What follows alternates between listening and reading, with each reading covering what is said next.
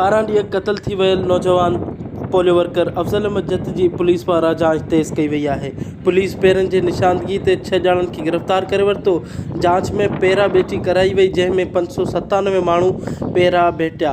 पेरा भेटी में पेरनि ॿिनि भाइरनि समेत 3 ॼणनि हसन जत, हुसैन जत, अकबर जत जा पेर शक में ॾिना विया ऐं जॾहिं त 3 ॼणनि उस्मान जत, अली जत, दीन मोहम्मद जत पारां पेरा भेटी न कराइण ते पेरनि पारां शक ॾेखारियो वियो, जंहिंखां पोइ पुलिस कार्रवाई कंदे 6 ॼणनि खे गिरफ़्तार करे वरितो।